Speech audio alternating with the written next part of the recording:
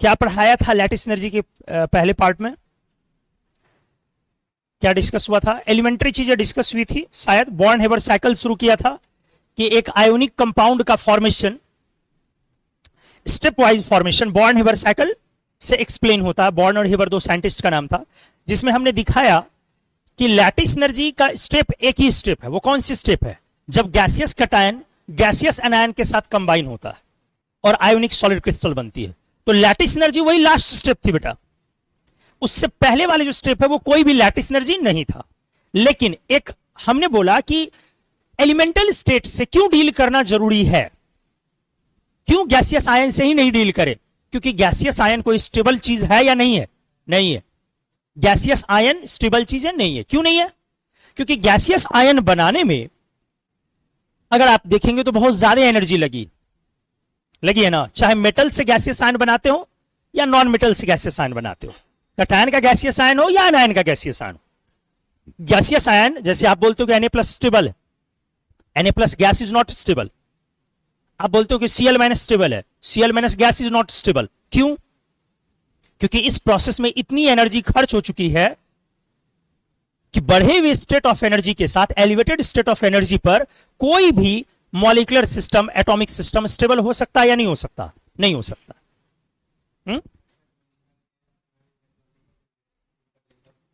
Electronic configuration full करे या ना करे, कॉन्फ़िगरेशन स्टेबिलिटी का एक जरिया है, कॉन्फ़िगरेशन ही स्टेबिलिटी नहीं है। ये तो पढ़ा है एटॉमिक स्ट्रक्चर में। Cl- Na+ में ऑक्टेट कंप्लीट नहीं है क्या? है ना। तो कॉन्फ़िगरेशन तो वहां फुलफिल्ड है, लेकिन Na+ स्टेबल है, गैस में नहीं है। यही तो समझाया। क्यों नहीं है? आप Na+ को बनाइए, सोडियम सॉलिड एलिमेंट है, एकदम न्यूट्रल स्टेट, जीरो एनर्जी लेके चले आप, पोटेंशियल एनर्जी वहां जीरो लेके चले।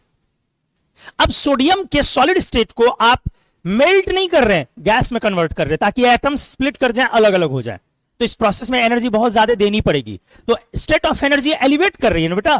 तो अगर स्टेट ऑफ एनर्जी बढ़ रही है तो आप बताइए जी, स्टेबिलिटी बढ़ेगी क्या? नहीं बढ़ेगी। अगर स्टेट ऑफ एनर्जी बढ़ते जाएगी तो स्टेबिलिटी, आप ही की एनर्जी बढ़ जाए स्टेबिलिटी बढ़ेगी, घटते जाएगी। अब उसके बाद आप इलेक्ट्रॉन निकालने की आयनाइजेशन एनर्जी पुट कर रहे हो, तो आयनाइजेशन एनर्जी मिलेगी तो वो एनर्जी जाएगी कहां? सारा एटम में स्टोर होगी, जो भी एनर्जी आप देंगे। तो एटम में जब स्टोर होगी वो एनर्जी, तो एटम की एनर्जी और ज्यादा बढ़ गई ना, बोलो। तो Na से Na+ गैस जब आपने बनाया तो एनर्जी बहुत ज्यादा बढ़ गई। पहले उसकी कौन सी एनर्जी लग गई? सब्लिमेशन। फिर कौन सी लग गई? आयोनाइजेशन। इसीलिए गैसियस फेज में आयंस जो है वो स्टेबल नहीं है। गैसियस फेज में आयंस स्टेबल नहीं है। इसीलिए जरूरत आन पड़ी थी अपने को कि अपन एलिमेंटल फॉर्म से डील कर रहे थे फॉर्मेशन को, डायरेक्टली गैस फॉर्म से फॉर्मेशन को डील नहीं किया, क्योंकि वो अनस्टेबल स्टेट। अब इन सारे अनस्टेबल स्टेट को, चाहे आपका सब्लिमेशन लगा हो या बॉन्ड डिसोसिएशन लगा हो या आयोनेशन लगी हो या एफिनिटी लगी हो, ये सारे अनस्टेबल स्टेट को अचीव करने में जो लगने वाली इंथैल्पीज हैं, इन सबको अकेले मैनेज करने की जिम्मेदारी किसकी होती है? लैटिस की होती है। इसलिए लैटिस का स्टेप बहुत इंपॉर्टेंट है। तो हम लोगों ने पढ़ा था थोड़ा बॉर्न हेबर साइकिल स्टार्ट किया था, थोड़ा सा एक बार डिस्कस कर ले रहा हूं मैं यहां। फॉर्मेशन ऑफ क्या स्टार्ट किया था? NaCl ना। क्या डेफिनेशन लिख दी गई थी? लैटिस एनर्जी की डेफिनेशन लिख दी गई थी, डेफिनेशन हो गई थी ना। ठीक, तो चलो यहां पे क्या पॉइंट बना था? सबसे पहले ये मेरा एलिमेंटल सोडियम है,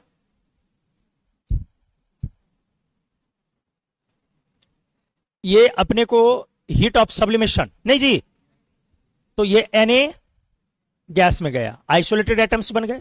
इसके बाद क्या किया? यहां से Na+ गैस बनाया था, है ना। और यहां पे अपना एलिमेंटल स्टेट में क्लोरीन क्या था? Cl2 के फॉर्म में ना, ये अपनी एलिमेंटल क्लोरीन है। तो यहां दोस्त क्या लगाया हमने? Bond dissociation energy. इसी पे लंबी डिस्कशन हुई थी कि ये जो बॉन्ड डिसोसिएशन एनर्जी है ये हाफ लेना पड़ेगा, तो Cl गैस आया। तो हमने क्या डिस्कस किया था कि यहां जो बॉन्ड डिसोसिएशन एनर्जी है वो आधे मोल के लिए, और बॉन्ड डिसोसिएशन एनर्जी की आधी लग रही है। इसीलिए जो यहां पे 1 मोल एटम बनेगा, और 1 मोल एटम लाने में लगने वाली जो एनर्जी है that is called heat of atomization. इसीलिए ये जो डेल्टा एच होगी वो हीट ऑफ एटोमाइजेशन हो जाएगी। अब ये किस में गया था छोटू? Cl माइनस गैस में। अब कहानी बनी कि Na प्लस एक छोटा कटायन है और Cl माइनस एक बड़ी कटायन है। क्या एग्रीड? याद आया? फ्लोराइड भी K प्लस से बड़ी थी और लगभग बराबर थी, तो Cl माइनस तो अनडाउटेबली बड़ी हो जाएगी। ठीक है, अब पॉइंट ये हमने बोला, ये दोनों आए, पहले स्टेप वाइज फिर से एक बार लिख भी दूं मैं, पिछली क्लास में लाके यूज किया। इस स्टेप की जो डेल्टा एच है वो कौन सी है? हीट ऑफ सब्लिमेशन है, बोलो डेल्टा एच 1 लिख दिया। और इस स्टेप की जो डेल्टा एच है, डेल्टा एच 2 लिख दिया। ये क्या है? Half of bond dissociation energy plus में ना, किसकी बॉन्ड डिसोसिएशन एनर्जी? Cl2 की। इस स्टेप की जो डेल्टा H3 है वो क्या है? डेल्टा H है वो कौन सी एनर्जी है? आयोनाइजेशन एनर्जी फर्स्ट है, किसकी है दोस्त? सोडियम की। हर स्टेप की अपनी डेल्टा H है ना। इस स्टेप की जो डेल्टा H है वो क्या है? इलेक्ट्रॉन एफिनिटी प्लस या माइनस? माइनस, किसकी? क्लोरीन की। बोलो। अब ये दोनों जो मेरे बने हैं ये आइसोलेटेड गैसियस आयंस हैं, एक है या बहुत सारे? बहुत सारे, एक मोल को लेके हम लोग चले हैं, आइसोलेटेड गैसियस आयंस। और ये भी अपनी क्या है? Isolated gaseous ions. ये हो गई। ठीक है, अगर मैं 1 मिनट के लिए बात करूं, 1 मिनट के लिए ऐसे मैं बात करूं, गैसियस आयंस यूजुअली अनस्टेबल होते हैं क्या स्टेबल होते हैं? अनस्टेबल। क्यों होते हैं गैसियस आयंस अनस्टेबल? क्योंकि जनरली उनको बनाने में स्टेट ऑफ एनर्जी काफी बढ़ जाती है। मैंने एक सिंपल सा ऐसा क्वेश्चन बनाया, ट्रिकी, अच्छा सा IQ वाला। Na प्लस ज्यादा स्टेबल आयन होगा ये गैस फेज में या Cl माइनस? कौन होगी ज्यादा स्टेबल? Cl minus gas. क्यों? क्योंकि इसके फॉर्मेशन में एनर्जी रिलीज हो जाएगी। कैसे? आपने लगाया, इसलिए बोला मैंने वैल्यू। तो बॉन्ड डिसोसिएशन एनर्जी Cl2 की कितनी होती है? पिटाई खाओगी। कितनी बार बोला लिस्ट तैयार करो, समझो, और उसके बाद बोलोगे कि सर मेरा क्यों 2 अटेम्प्ट लग गया, तीसरे अटेम्प्ट में क्यों होने जा रहा है? अगर ये हालत रहेगी तो तीसरा भी लगेगा, चौथे में होगा। एक बार जो बोल दिया वो याद तो याद। कितनी वैल्यू है? 240 किलो जूल पर। गुड।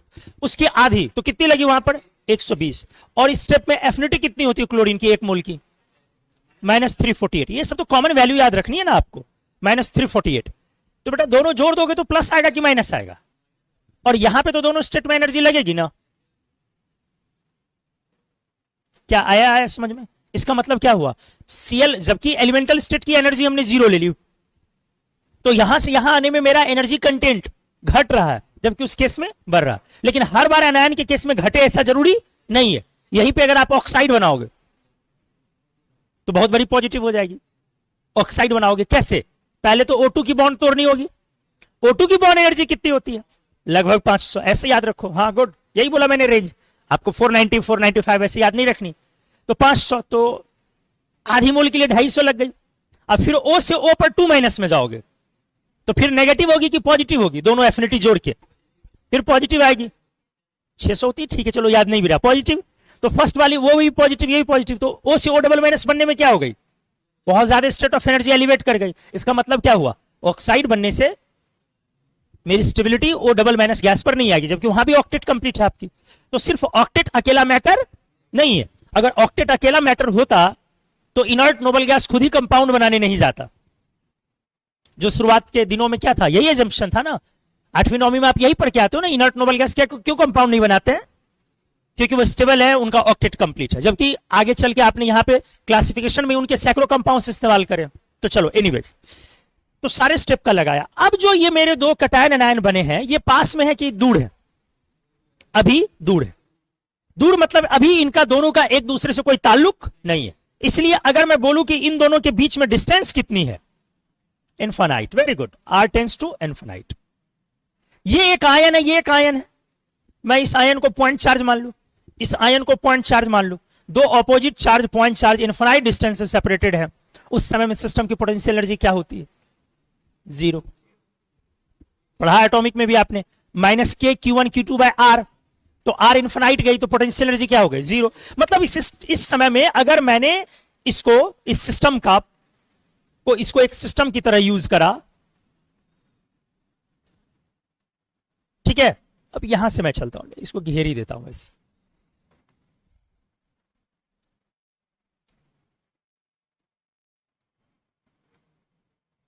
अच्छे सीखिए, अगर मैंने एक सिस्टम की तरह इसको इस्तेमाल किया तो शुरू के स्टेट में इस पोटेंशियल एनर्जी टेंस टू 0। क्यों जी? आर क्या है? इन्फिनाइट। आर इन्फिनाइट, क्या कोई दिक्कत? अब दोनों को मैंने पास लाया, एक दूसरे के कांटेक्ट में लाया, एक दूसरे के, ताकि आयोनिक कंपाउंड बनाओ। तो जब आप कांटेक्ट में लाओगे तो धीरे धीरे आर की वैल्यू क्या हो जाएगी? घटेगी। आर मतलब दोनों के बीच की डिस्टेंस ना, दोनों के न्यूक्लियस के बीच की। तो आर की वैल्यू धीरे धीरे क्या होती जाएगी? आर जब घटेगी तो अट्रैक्शन का फोर्स बढ़ेगा। अट्रैक्शन जब बढ़ेगा तो पोटेंशियल एनर्जी का फॉर्मूला आप क्या लिखते हो? माइनस के Q1 Q2 बाय आर। तो जब आर घटेगी तो पोटेंशियल एनर्जी बढ़ेगी नेगेटिव में। नेगेटिव में बढ़ने का मतलब घटना ही है। नेगेटिव में बढ़ने का मतलब घटना। तो पोटेंशियल एनर्जी लगातार मेरी क्या हो रही है? घट रही है ना जी। अरे नेगेटिव में बढ़ रही है मतलब घट रही है। अब एक जगह पे जाके दोनों रुक जाएगा। बोलो, जहां पर स्टेट ऑफ इक्विलिब्रियम होगी, Na+Cl-। अब यहीं पे ये 3D क्रिस्टल में कन्वर्ट कर गया। यहीं पे ये किस में कन्वर्ट कर गया? NaCl solid. बोलो, FCC क्रिस्टल में कन्वर्ट कर गया with coordination number 6।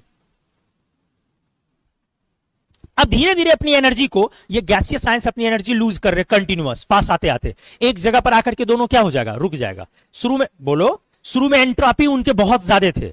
Attractive force के कारण उनकी एनर्जी क्या होती जाएगी? निकलते जाएगी। जब एनर्जी निकलते चली जाएगी एक जगह पे जाकर के वो क्या हो जाएंगे? स्टॉप करेंगे। जब रुक गई, फाइनल आयोनिक कंपाउंड बन गया। अब जो आपके 1 मोल Na+ थे, 1 मोल Cl- थे, अब वो क्या हो जाएंगे? 1 मोल NaCl में कन्वर्ट हो गए और वो एक क्रिस्टल 3D नेटवर्क में कन्वर्ट हो गए। जिस तरीके से मेटल की होती है उसी तरीके से ये भी अपने लैटिस फॉर्म में कन्वर्ट करके।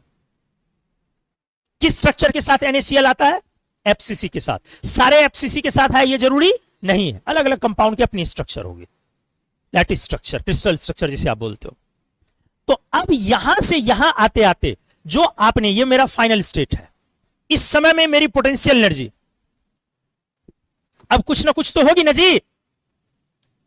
बोलो, पोटेंशियल एनर्जी PF लिखा मैंने फाइनल। क्लियर है?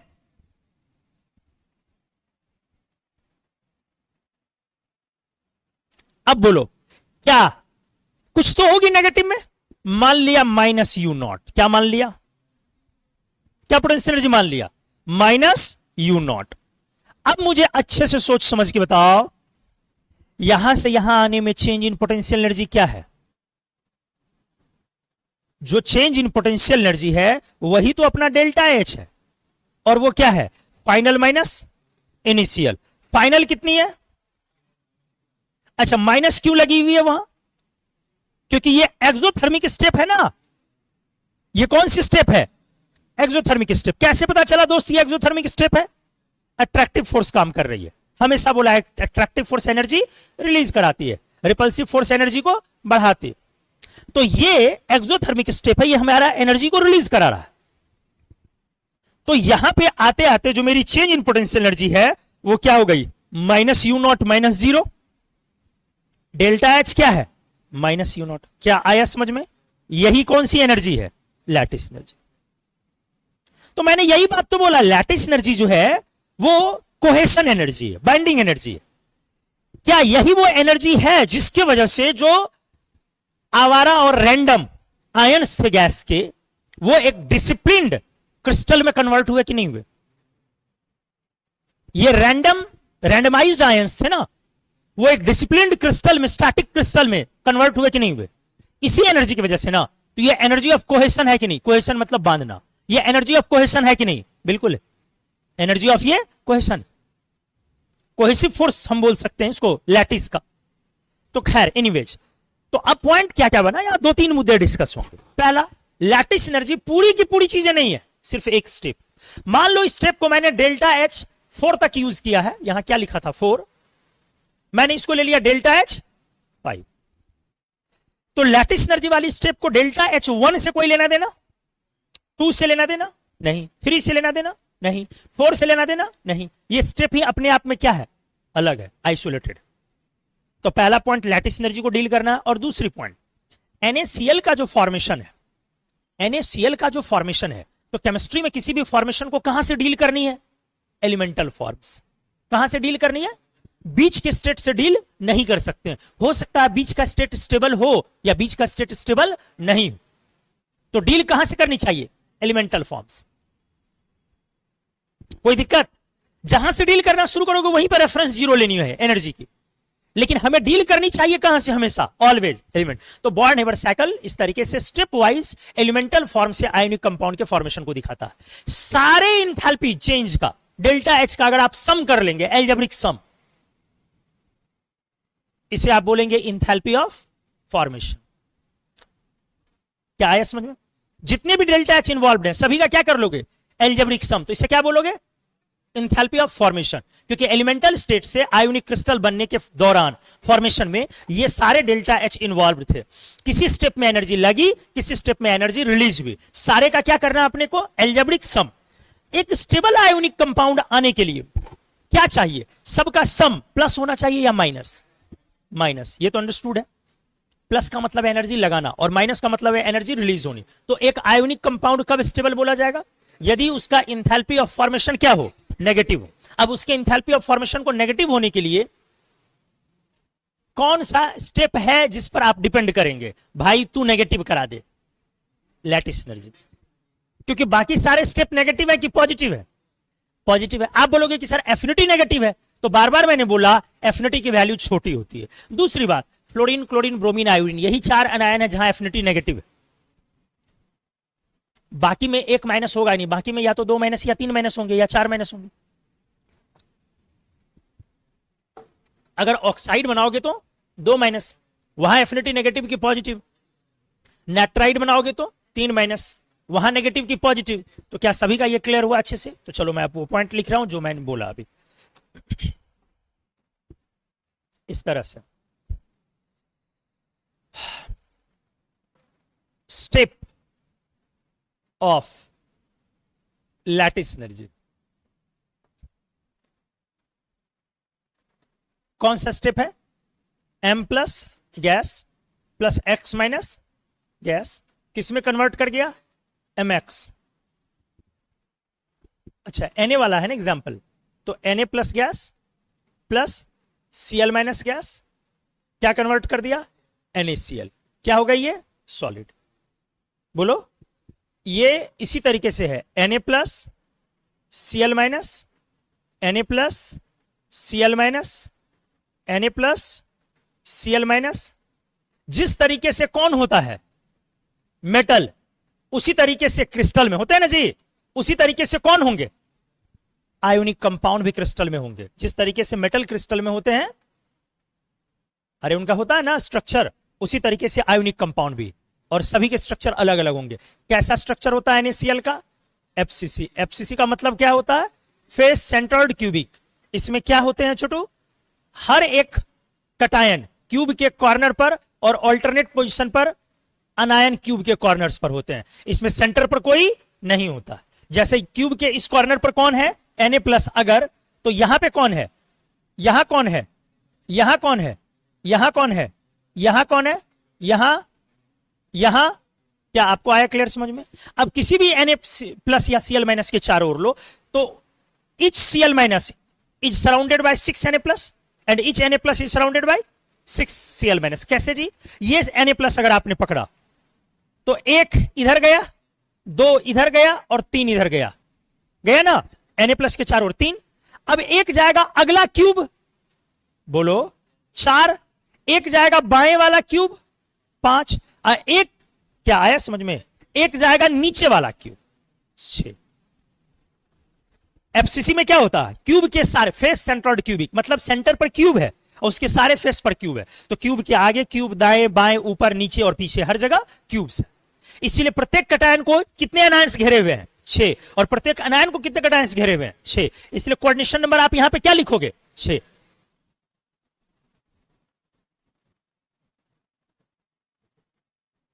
और इसी तरीके से मेटल भी अपने क्रिस्टल में होता। मेटेलिक क्रिस्टल का भी स्ट्रक्चर ऐसे ही होता। सोडियम के लिए वो स्ट्रक्चर क्या थी? FCC या BCC? बीसीसी थी, कोऑर्डिनेशन नंबर 8। एनीवेज, क्या आपको यह समझ में आ गया?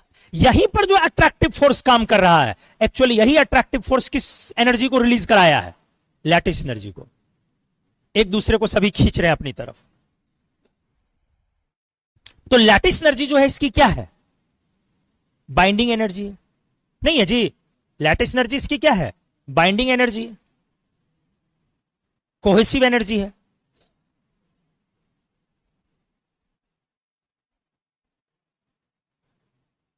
Ionic lattices.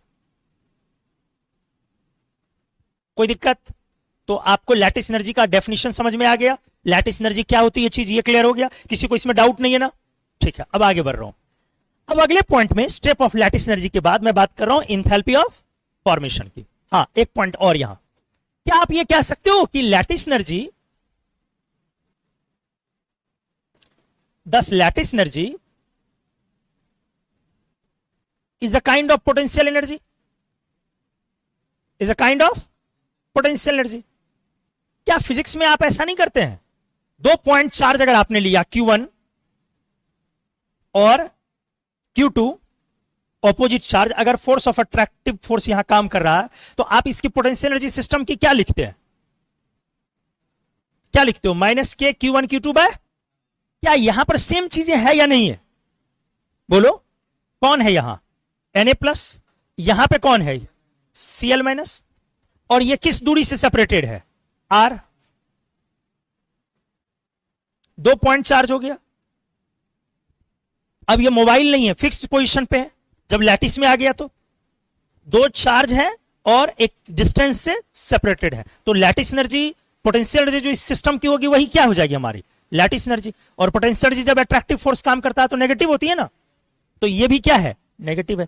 तो आपको मैंने दिखाया भी कि शुरू में अगर आप लो, जब इन्फिनाइट डिस्टेंस था तो इस सिस्टम की पोटेंशियल एनर्जी 0 थी, और यहां पहुंच के जो घटी है डेल्टा एच, जो जितने से घटी है 0 से, वही हमारी कौन सी एनर्जी है? Lattice energy. तो lattice energy is a kind of potential energy. ठीक है, अब हम लोग अपन डिस्कस करते हैं जो मैंने बोला, एंथैल्पी ऑफ फॉर्मेशन।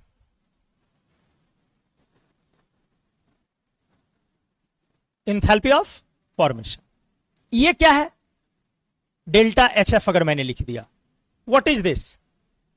ये मैंने आयोनिक कंपाउंड जो बनाया है उसमें जितनी भी एनर्जी लगी है और रिलीज हुई है सभी का अकाउंटिंग। तो this is algebraic sum of,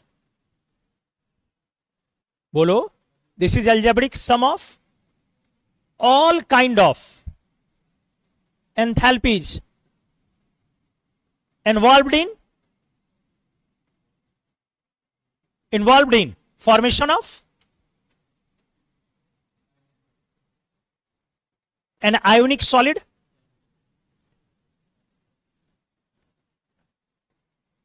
dealt with Born-Haber cycle ना। और इसमें क्या क्या इन्वॉल्व होंगे, ये किससे डील होगा? Born-Haber cycle से। बोलो, कोई दिक्कत है किसी को? कंफ्यूजन है कुछ तो बताइए। आप लोग कुछ पूछते ही नहीं है, मजा नहीं आता। क्यों नहीं पूछते हो जी? हाँ, क्या होता है? अच्छा, आप ही सब बता देते हैं, तो कम बताना शुरू करें तो पूछने लगोगे।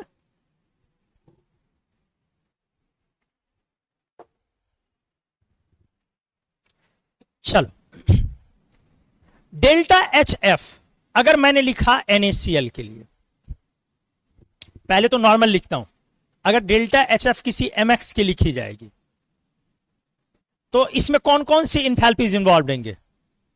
इंथैल्पी ऑफ सब्लिमेशन या एटोमाइजेशन, सब्लिमेशन या एटोमाइजेशन।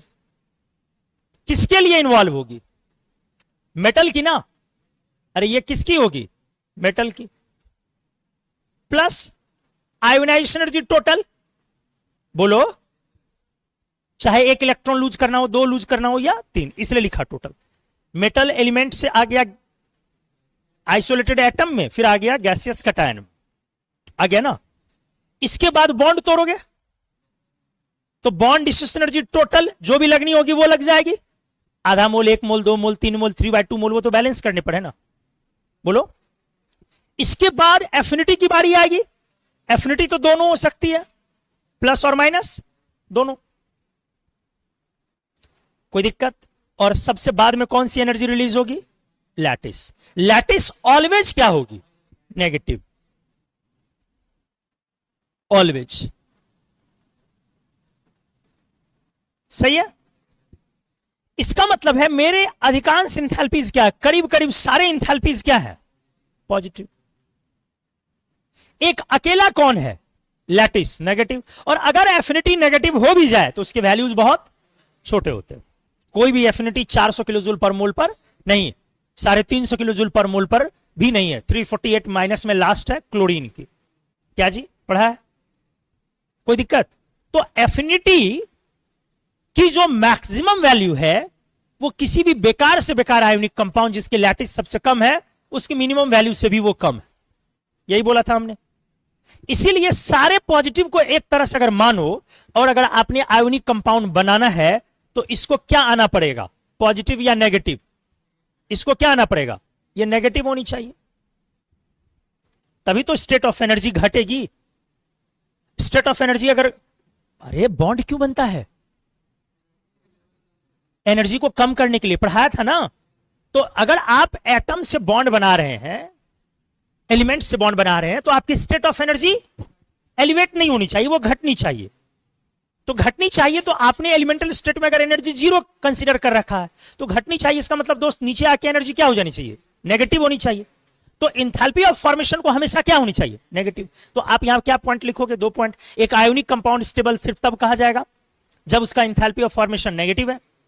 दूसरा point, enthalpy of formation negative हो, इसके लिए जरूरी है सारे रिक्वायर्ड इंथैल्पीज को कौन मैनेज कर सके? Lattice energy.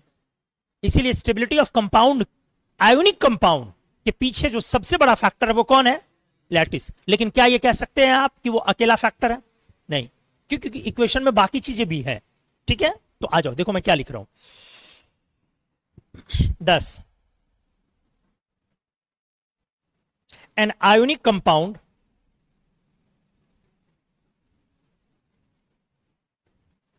is said to be stable only when its enthalpy of formation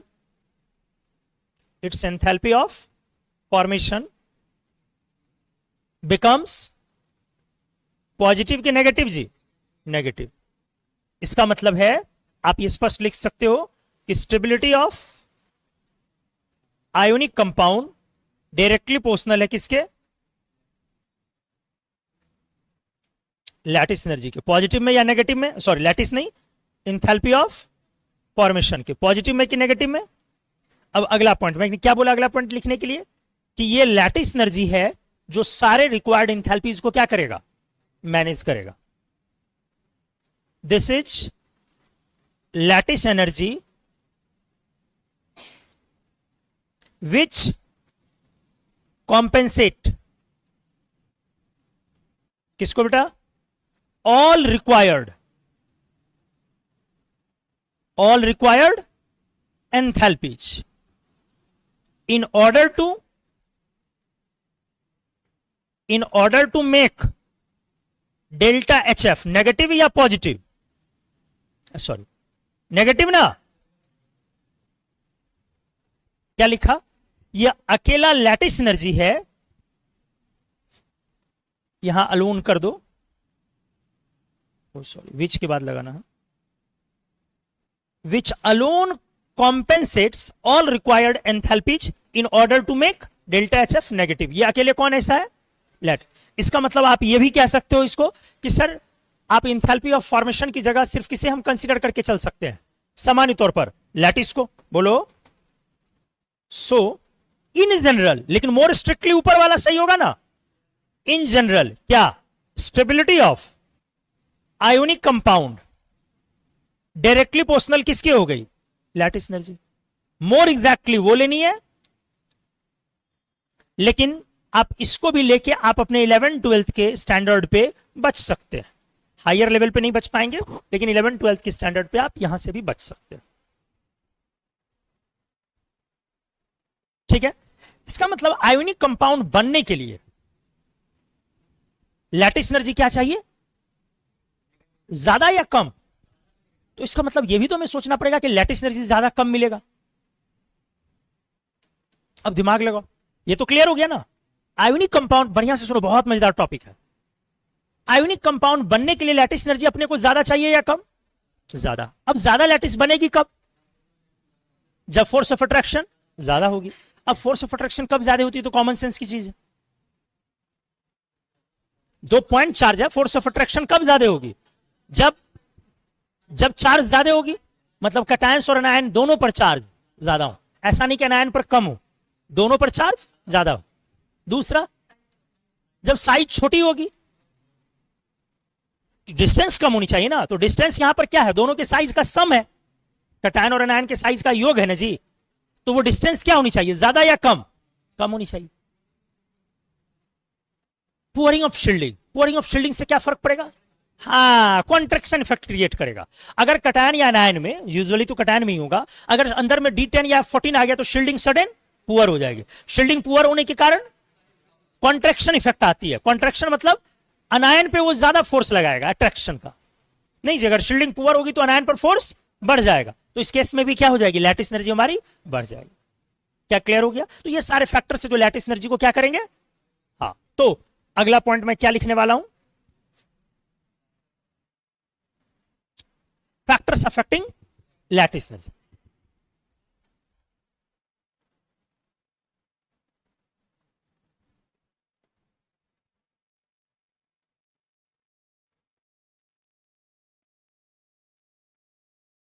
lattice energy को रिप्रेजेंट कर दिया फिलहाल किससे? U noughts. तो आपने बोला कि मेरा चार्ज पर जितना force of attraction, lattice energy negative में तब ज्यादा होगी क्योंकि this is a kind of potential energy, a kind of. तो ये तब ज्यादा होगी जब मेरा फोर्स ऑफ अट्रैक्शन किसके किसके बीच? M प्लस और X माइनस के बीच ज्यादा हो या कम? ज्यादा। तो ये डायरेक्टली प्रोपोर्शनल होगी चार्ज के, चार्ज प्रेजेंट ऑन आयंस। बोलो, चाहे वो कैटायन का चार्ज हो चाहे वो अनायन। Z मतलब एटॉमिक नंबर, एटॉमिक नंबर मतलब एलिमेंट। एलिमेंट पर चाहे पॉजिटिव चार्ज ज्यादा हो कैटायन वाले पर, चाहे एलिमेंट अनायन वाले पर नेगेटिव चार्ज ज्यादा हो, चार्ज ज्यादा होनी चाहिए। दूसरा पॉइंट, इनवर्सली प्रोपोर्शनल होगा इंटरलैटिस डिस्टेंस।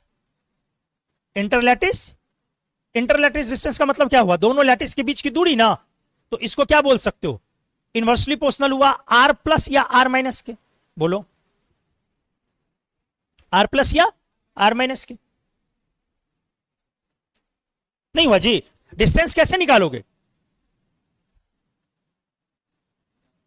ये अगर M प्लस और ये अगर X माइनस है, ये दूरी है R प्लस और ये दूरी क्या है?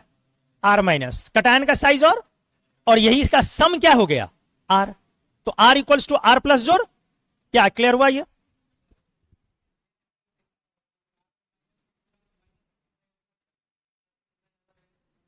वही मैंने बोला कि अपना कॉन्सेप्ट क्लियर रखिए, ये क्लियर रखिए। चार्ज भी ज्यादा होने चाहिए, साइज भी छोटे होने चाहिए। इनका कहना है कि सर अगर मैंने Z माइनस ज्यादा लिया एनायन पर चार्ज, तो एनायन पर चार्ज ज्यादा होने से तो साइज बड़ी हो जाएगी। इसीलिए बोला जाता है कि कैटायन का कंट्रीब्यूशन ज्यादा होता है। ठीक है, क्योंकि एनायन पर नेगेटिव चार्ज बढ़ने से क्या हो जाएगी?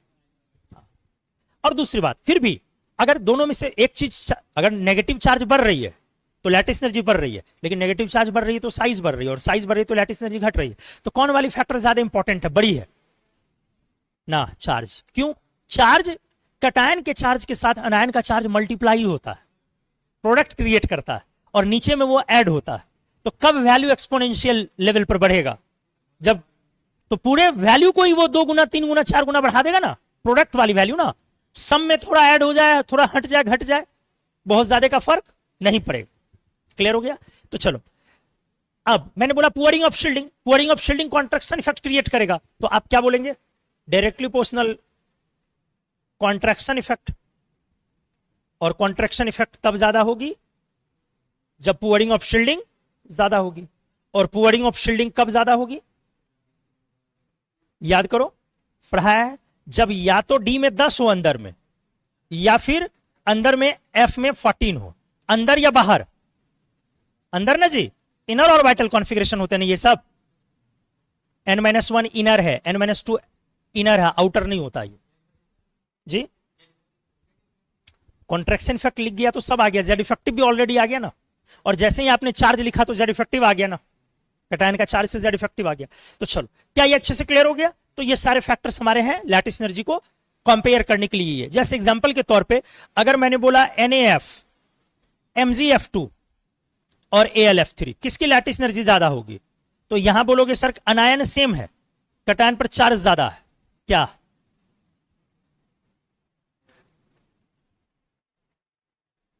कोई दिक्कत?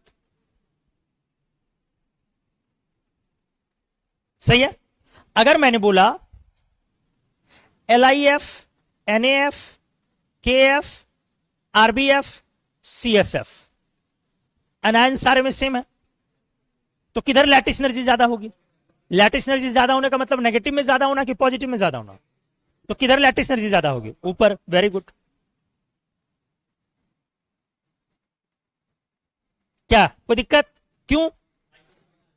हाँ, यहां पे लगा इनवर्सली प्रोपोर्शनल कैटायन का साइज ना, यहां पे क्या लगा बेटा? Directly proportional charge. कैटायन का क्या एनायन का? कैटायन का। तो Z प्लस लिखो कि Z माइनस लिखो? Z plus. सीखिए ना अच्छे से, इतना तो प्यार से पढ़ाते हैं। अगला ये, अगर मैंने लिखा KF KCl KBr KI, अच्छे सोच के बता, लैटिस एनर्जी किधर ज्यादा होगी, नीचे या ऊपर? किधर ज्यादा होगी? ऊपर। कौन वाला फैक्टर लगाया? साइज। किसके साइज लगाया? कैटायन या अनायन के? अनायन के। ऊपर जाने पर R माइनस के घटने से लैटिस एनर्जी बढ़ गई। बोलो कोई दिक्कत किसी को? चलो अगला एग्जांपल दूं।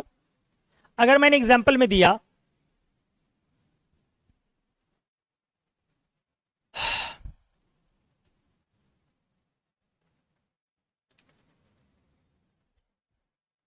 LIF Li2O Li3N, सोच के बनाना है। कुछ एग्जांपल्स मैंने आपके ऊपर दे दिया है, जल्दी से बनाओ। NaCl AgCl,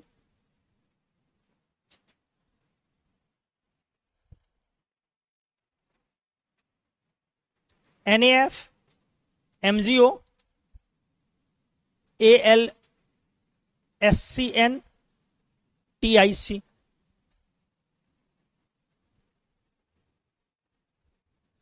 Na2O MgO Al2O3,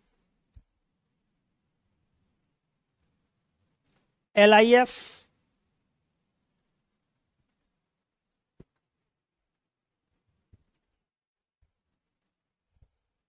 CaCl2 CdCl2,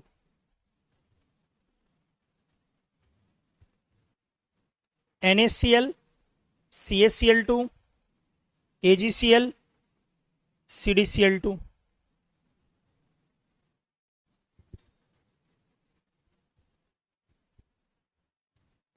AlF3 MgO,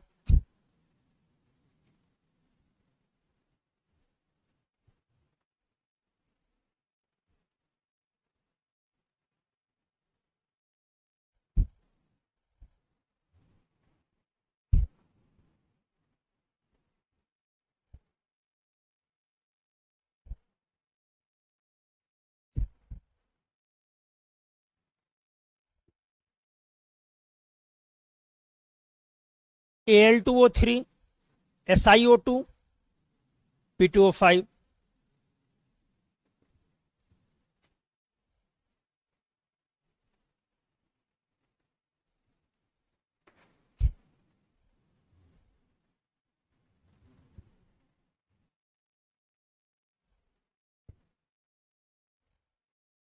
PbO2 TiO2।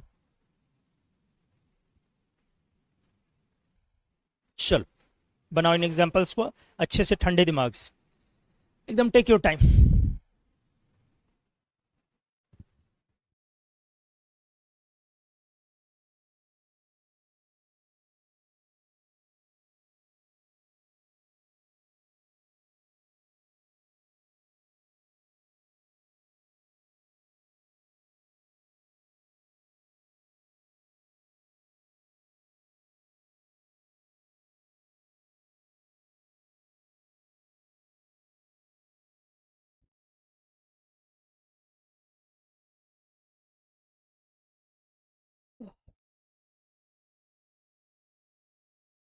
क्या हो गया आप लोग का?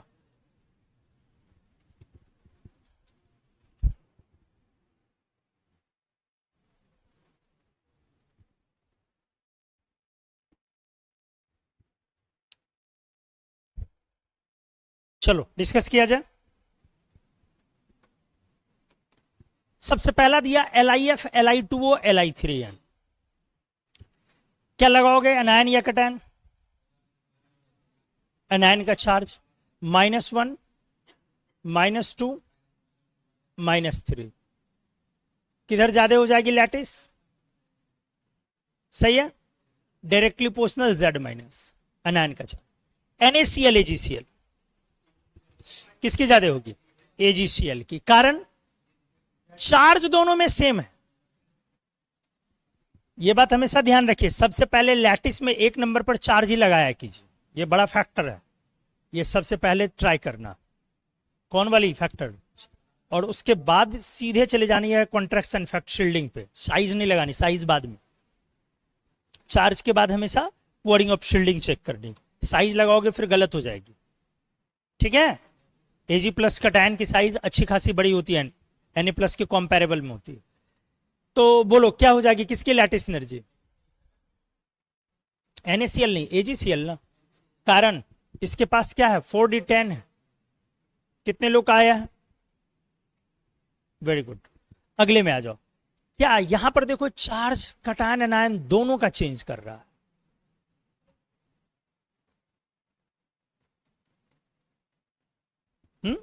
इसलिए ये एक सटीक और शानदार एग्जांपल है, लैटिस एनर्जी लार्जली बढ़ेगी यहां,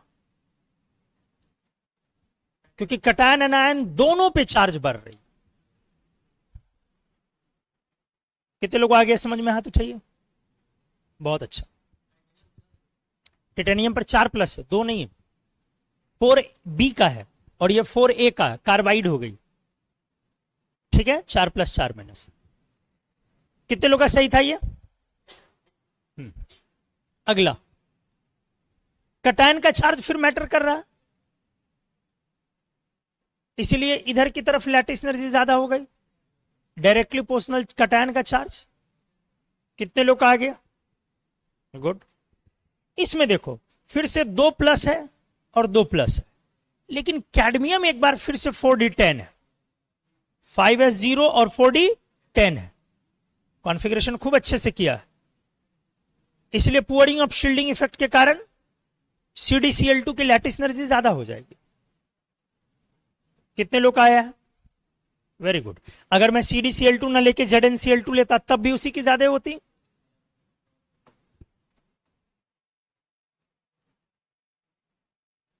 क्योंकि यहां पर भी +2 होकर के 3d10 हो जाता ना।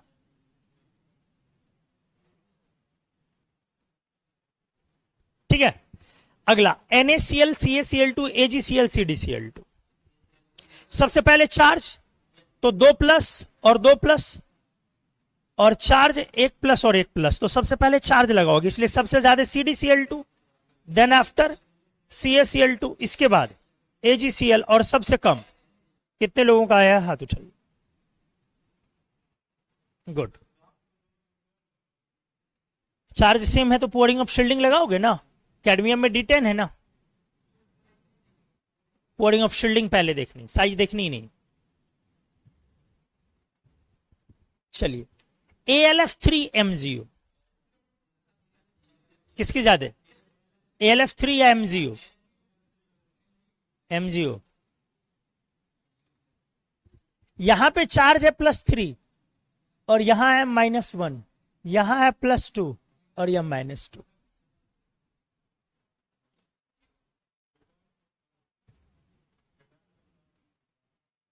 कैटायन का चार्ज, तो यहां कैटायन का चार्ज ज्यादा है तो वहां एनायन में चार्ज ज्यादा है।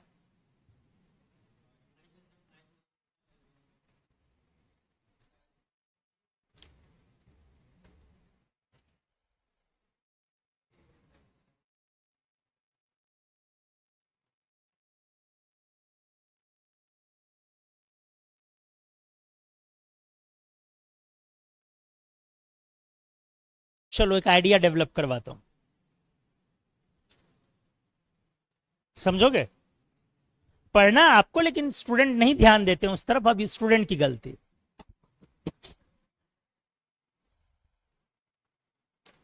आयोनिक कंपाउंड में एक इफेक्ट होता है पोलराइजेशन इफेक्ट। आप ड्रॉपर के इसलिए आपसे बात कर सकता हूं। कितने लोग को पता है पोलराइजेशन इफेक्ट क्या होती है बेसिक लेवल पे? कम लोगों को पता है। आयोनिक कंपाउंड में अच्छे सुनिएगा, ठीक है?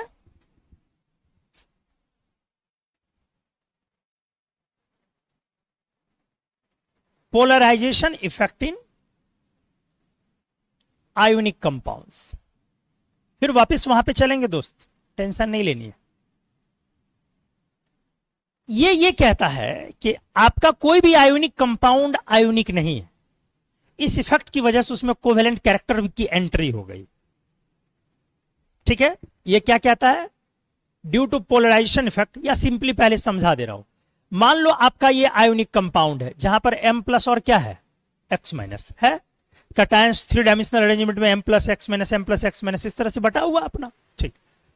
कहानी ये है, आप इसको एक पॉइंट चार्ज लेते हैं ना जी, और इसको एक पॉइंट चार्ज लेते हो ना, मतलब थियोरेटिकली ये जो स्फेयर्स हैं ये डिस्टॉर्टेड है कि अनडिस्टॉर्टेड है? अनडिस्टॉर्टेड है थियोरेटिकली। बोलो, थियोरेटिकली जो ये स्फेयर्स हैं, आयोनिक स्फेयर्स हैं, ये डिस्टॉर्टेड है या अनडिस्टॉर्टेड है? डिस्टॉर्टेड का मतलब पचका हुआ, टेढ़ा मेढ़ा, रेगुलर नहीं होना इज डिस्टॉर्शन। तो ये अनडिस्टॉर्टेड है। अरे भाई कैटायन है एनायन हो, दोनों अलग अलग हैं, तुमने इलेक्ट्रॉन दिया है मैंने लिया है, काम खत्म। अब दोनों चार्ज के थ्रू बंधे हुए हैं, तो दोनों अनडिस्टॉर्टेड स्फेयर। लेकिन प्रैक्टिकली ऐसा पॉसिबल नहीं है कि अनडिस्टॉर्टेड रह जाए, दोनों पॉइंट चार्ज की तरह काम कर जाए। ये प्रैक्टिकली पॉसिबल नहीं है कि दोनों के बीच कोई लेना देना नहीं है, सिर्फ दूरी और अट्रैक्शन है, नहीं हो सकता। समझ में आ गया? कैटायन ने दिया है और अनायन ने लिया है, तो इस कारण क्या है, कैटायन पर एक जेड इफेक्टिव बड़ी हो गई है। क्या आपको आ रहा है समझ में? जिसने इलेक्ट्रॉन लूज किया उसकी जेड इफेक्टिव काफी क्या है, ज्यादा, और जिसने गेन किया उसकी जेड इफेक्टिव क्या हो गई है, घट गई है। जेड इफेक्टिव रिप्रेजेंट्स खींचने का पावर, तो किसका खींचने का पावर ज्यादा हो गया, कैटायन का। तो कैटायन और अनायन जब बगल में खड़े हैं तो कैटायन तो टाइट हो चुका है और अनायन इलेक्ट्रॉन लेके उसका इलेक्ट्रॉन और लूज हो चुका है, पहले से भी लूज, पहले जितना था उससे भी लूज हो चुका है। क्या एग्रीड? क्यों लूज हो चुका है? प्रोटॉन तो उतना ही, इलेक्ट्रॉन ना आप डाल लिए ऊपर से लोड, तो आपका इलेक्ट्रॉन फैल गया है, तभी तो साइज बहुत बड़ी होती है अनायन की। इसीलिए कैटायन रह रह करके उंगली करेगा,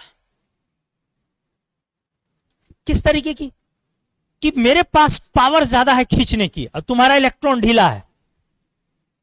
समझ गए? मेरे पास खींचने की पावर है और तुम्हारा इलेक्ट्रॉन लूजली हेल्ड है, इसलिए मैं तुमको डिस्टॉर्ट करूंगा, अपनी तरफ खींचूंगा, इलेक्ट्रॉन को खींचेगा वो, क्योंकि लैटिस तो रुका हुआ है। लैटिस मतलब न्यूक्लियस से रिलेटेड समझिए, वो तो रुकी हुई है, वो तो नहीं आएगी ना, तो किसको खींच लेगा वो, ऊपर के क्लाउड को, इसलिए ये इसको खींच लेगा, कोशिश करेगा अपने तरफ लाने की। आराम से सुनिएगा, कोशिश करेगा अपने तरफ लाने की। यही जो डिस्टॉर्शन है करने का, ये जो मतलब इफेक्ट है, टोटल दोनों इफेक्ट ने मतलब ये जो प्रयास है दोनों मिलके जो इसमें शामिल हो रहे हैं, इसको हम पोलराइजेशन बोलते हैं। इसी को क्या बोलेंगे, पोलराइजेशन। अब इसमें दो चीजें हैं, कैटायन खींचना चाह रहा है और अनायन जाना चाह रहा है या नहीं जाना चाह रहा है। तो कैटायन का पावर, पावर ऑफ खींचने का, power of cation, this is called polarising power. क्या कहलाया, अच्छे से सुन लीजिए, पोलराइजिंग पावर। मैंने इस पावर को चलो फाई से रिप्रेजेंट कर दिया, पोलराइजिंग पावर। अनायन का पावर है या अनायन की क्षमता है? पावर नहीं, अनायन थोड़े ना खींच रहा है, अनायन तो छोड़ रहा है, मजबूरी भी कह सकते हो। तो अनायन की एबिलिटी है, अनायन की एबिलिटी है, एबिलिटी ऑफ अनायन। आराम से, इसको मैंने एक टर्म का नाम दिया पोलराइजिबिलिटी। क्या नाम दिया? दो चीजें हो गई इसमें, एक जो खींचने का पावर है, पोलराइजिंग पावर इज खींचने की पावर,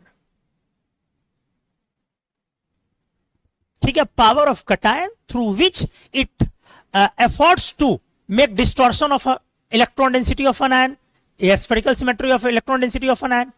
कटायन का वो पावर जिसके थ्रू ये कोशिश करता है अनायन के symmetrical distribution of electron density को डिस्टॉर्ट करने की, अपनी तरफ खींचने की। This power of cation is called. और what is polarisability of an ion?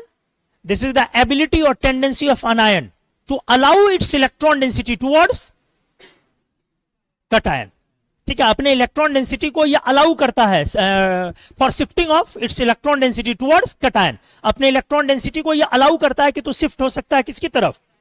तो दिस एबिलिटी या this capability of an ion is called polarisability. पहले क्लियर हो गया? ये खींचना चाह रहा है और ये छोड़ना चाह रहा है, ये दोनों मिल करके अब ओवरऑल क्या कहलाया? पोलराइजेशन। आराम से। तो पोलराइजेशन दो चीजों पर डिपेंड करेगी, कब ज्यादा होगी पहले ये सोचो ध्यान से। जब पावर ज्यादा हो खींचने का या कम, क्लियर हो गया? फाई कैटायन की ज्यादा हो पोलराइजिंग पावर, और एनायन की क्षमता ज्यादा हो या कम, बोलो। Polarisability is what?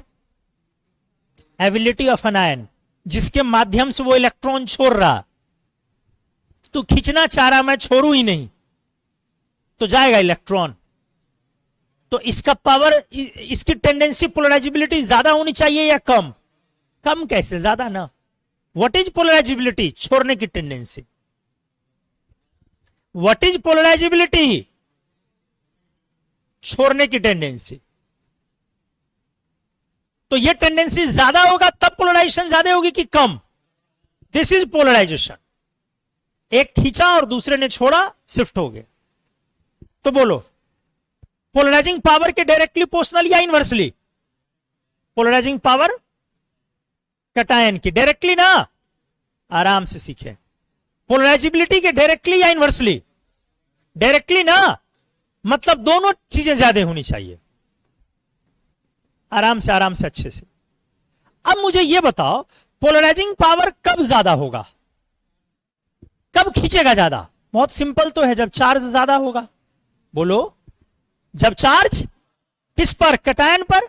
Size cation की छोटी होगी तभी ना ज्यादा डेंसिटी खींचेगा ज्यादा, और शील्डिंग पुअर। बोलो, कितने लोग को पहले यह समझ में आ गया कि खींचने का पावर इस पर डिपेंड करेगा? क्लियर है? मतलब Li प्लस ज्यादा खींचने की टेंडेंसी रखेगा या Na plus? Li plus, Na plus या Mg2 प्लस? Na plus. कोई दिक्कत? अच्छे समझे? Na प्लस या Ag प्लस? Ag प्लस, क्योंकि उसके पास D10 है। ठीक है, अब आगे आ जाओ, ध्यान दीजिए प्लीज। अब आ जाइए पोलराइजेबिलिटी पे। अनायन कब छोड़ेगा आराम से? जब एनायन पर साइज बड़ी की छोटी? बड़ी, डायरेक्टली प्रोपोर्शनल R माइनस, और उस पर नेगेटिव चार्ज ज्यादा की कम? ज्यादा, क्योंकि इसको छोड़ना है ना, तो नेगेटिव चार्ज क्या होनी चाहिए? Directly proportional Z minus. कितने लोग को यह समझ में आ गया पोलराइजेबिलिटी वाली बात? हाथ उठाइए। बहुत बढ़िया। अब आ जाइए, सर इससे होगा क्या? अब यह भी तो मुद्दा है। पहले कैटायन जहां था, आराम से भाई देख अच्छे से, कैटायन जहां था, अनायन यहां है। जब यह खींचना शुरू करेगा तो अनायन के चारों तरफ का इलेक्ट्रॉन का पोर्शन, इलेक्ट्रॉन डेंसिटी, वो इधर की तरफ शिफ्ट कर जाएगी। बोलो, क्या आया समझ में? यह कैटायन था, यह अनायन है। अब इस बीच में भी इलेक्ट्रॉन आ गया, क्या कोई दिक्कत? इस बीच में भी कौन आया? जबकि पहले बीच में था इलेक्ट्रॉन की नहीं ना, तुम अलग हम अलग, अब बीच में आ गया। किस बॉन्ड में? दोनों न्यूक्लियस के बीच में बॉन्ड आते हैं, आयोनिक बॉन्ड, इलेक्ट्रॉन आते हैं आयोनिक बॉन्ड में कि कोवेलेंट बॉन्ड में। तो ये कौन सा कैरेक्टर अपीयर हो गया? अपीयरेंस ऑफ, बस यही समझाना चाह रहा था। Appearance of covalent bond character. This overall effect is called polarisation. तो what is polarisation? Polarisation is an effect due to which an ionic compound accumulates some covalent character and degree of covalent character depends on extent of polarization. Polarization क्या हुई? ये वो वाला effect है जिसकी वजह से एक आयोनिक कंपाउंड में कौन सा कैरेक्टर की एंट्री होती है? कोवेलेंट कैरेक्टर की. और कितना कोवेलेंट कैरेक्टर की एंट्री हुई ये डिपेंड किस पे करेगा? पोलराइजेशन की एक्सटेंट की मात्रा पे. क्लियर हो गया? 10 इफेक्ट ऑफ पोलराइजेशन. अच्छे से देखो. Results appearance of covalent character. छोटू देखना please. Appearance of covalent character किस कंपाउंड में? In ionic compounds. पहले क्लियर हो गया? तो अब मुझे यह बताओ, इस तरह से पोलराइजेशन ज्यादा होने से आयोनिक कैरेक्टर ज्यादा होगी या कम? पोलराइजेशन अगर ज्यादा हो गई तो आयोनिक कैरेक्टर ज्यादा हो जाएगी या कम? कम, क्योंकि पोलराइजेशन कोवेलेंट कैरेक्टर लाएगा. इसका मतलब क्या लिखोगे? आयोनिक कैरेक्टर इनवर्सली प्रोपोर्शनल हो गया किसके? पोलराइजेशन के. लेकिन किस कंपाउंड में?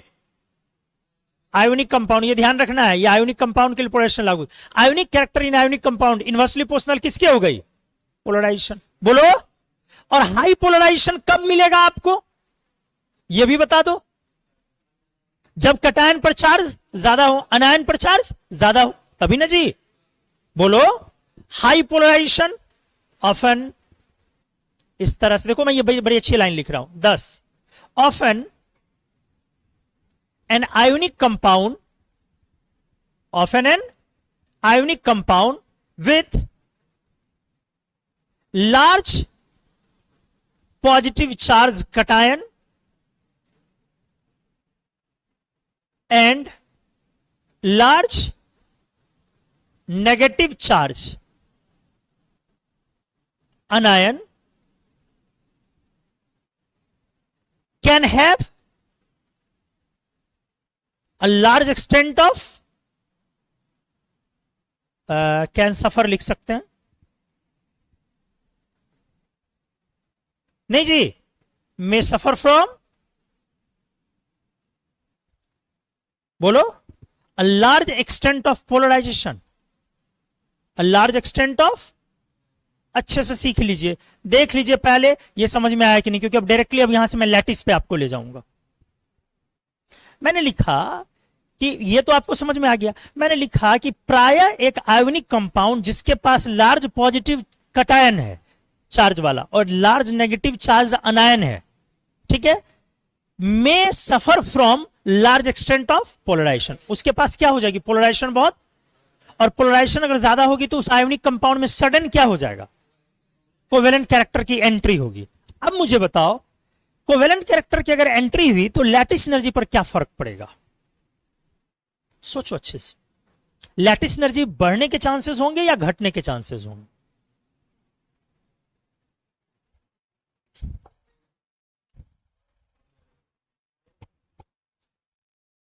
लैटिस एनर्जी बढ़ने के चांसेस होंगे कि घटने के चांसेस होंगे? ये बहुत शानदार टॉपिक मैं पढ़ा रहा हूं और ड्रॉपर के हैं, इसलिए मैं कनेक्ट करके पढ़ा भी रहा हूं कि आप इसको, इसके टेस्ट को फील कर पाए. मतलब इतना जबरदस्त स्वाद है ना इसके अंदर कि बहुत सारी चीजें एक झटके में क्लियर हो सकती है. आगे की चीजें, बहुत सारी चीजें क्लियर हो सकती है. इसलिए बहुत अच्छे से आराम से. मैंने क्वेश्चन क्या पूछा? दिमाग ये लगाओ कि जब पोलराइजेशन की एंट्री होगी, अच्छे लेवल पर पोलराइजेशन अगर जाने लगे धीरे धीरे, तो आयोनिक कैरेक्टर घटेगा. घटेगा ना. तो लैटिस एनर्जी पर क्या फर्क आएगी? लैटिस एनर्जी बढ़ जाएगी या लैटिस एनर्जी घटेगी? हाँ, लैटिस एनर्जी बढ़ने का मतलब नेगेटिव बढ़ना ही है, तो बढ़ेगी या घटेगी? अपना अपना सोच लीजिए. कोई ऐसा नहीं कि जो जवाब दे एक आदमी वही शब्द दे. घटेगी. और सोचो कैसे. बहुत सिंपल है. Lattice energy is what? Charge की वजह से अट्रैक्शन, कटायन और अनायन की वजह से अट्रैक्शन. और आपने कटायन को जब इलेक्ट्रॉन दे दिया तो उसका चार्ज घटने लगेगा ना, न्यूट्रलाइज होने लगेगा ना।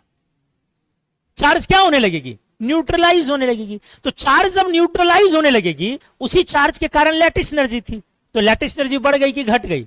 घट गई। क्या क्लियर हुआ अच्छे से? बोलो। अब एक पॉइंट और है, शुरुआत में यह बढ़ाता है इफेक्ट ऑफ पोलराइजेशन। अच्छा चलो उसको ध्यान नहीं देते अभी, नहीं तो अभी ज्यादा कॉम्प्लिकेट कर जाओगे। सिंपल सी बात है, उम्मीद है कि हाई पोलराइजेशन की वजह से लैटिस एनर्जी क्या हो जाएगी? कम हो जाएगी। ध्यान से, इस तरह से लैटिस एनर्जी इनवर्सली प्रोपोर्शनल हो गया पोलराइजेशन एक्सटेंट के। बोलो बोलो, या आप क्या बोलोगे? High polarisation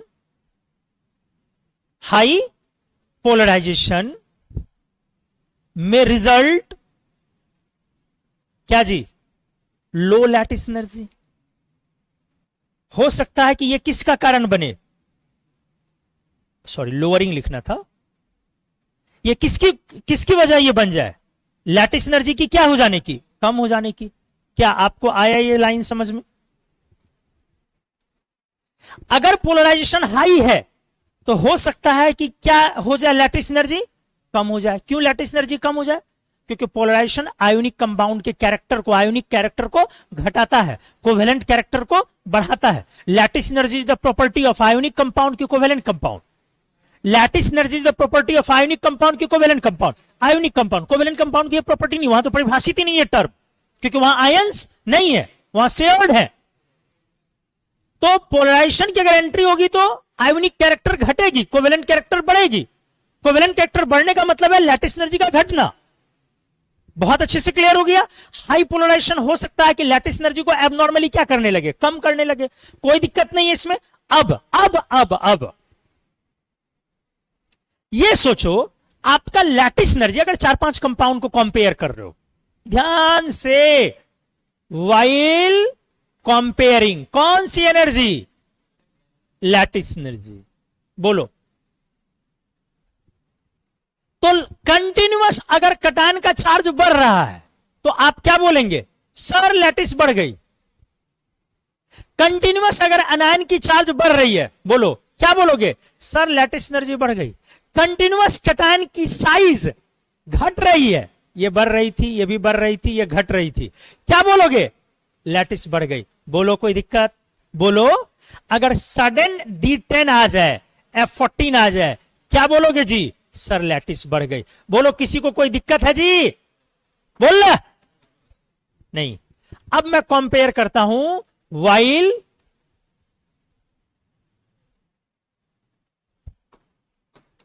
while comparing lattice energy versus while comparing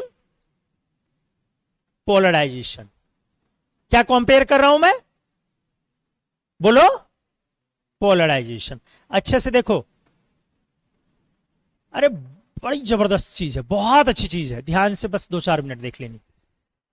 अब आ जाओ उसी सिचुएशन में, मतलब अलग अलग कंपाउंड है, MX है, AY है, BC है, कुछ कंपाउंड्स हैं इस तरह से। अब पोलराइजेशन लगाओ, चार्ज बढ़ रही है, कंपेयर कर रहे हो तो चार्ज तो अभी भी बढ़ेगी ना उसमें। एग्जाम्पल वही है। बोलो पोलराइजेशन उस समय क्या होगी? हाँ, चार्ज बढ़ रही है तो पोलराइजेशन बढ़ेगी तो लैटिस।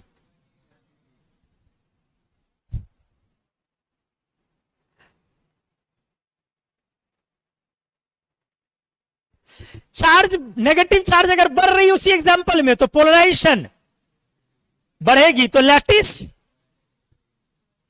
अभी ना पढ़ा, पोलराइजेशन बढ़ने से लैटिस घटेगी। अब अच्छा बताओ, अगर कटायन की साइज घट रही है तो पोलराइजेशन बढ़ेगी तो लैटिस।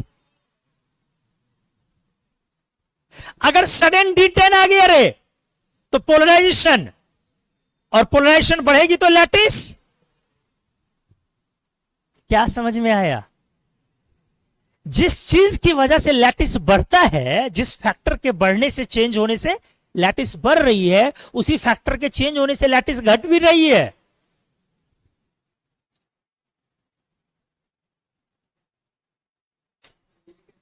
यही तो समझना, पहले आप ये समझे। जब होता क्या है ना, no knowledge no confusion. Knowledge नहीं है, शुरुआत में टकाटक मार रहे हैं, दोनों चीजें नहीं आ रही, एक चीज आ रही, टकाटक मार रहे, एग्जांपल सही भी हो रहा है, डाउट ही नहीं है कोई। नॉलेज हुआ, अब तो हर एग्जांपल पे डाउट है।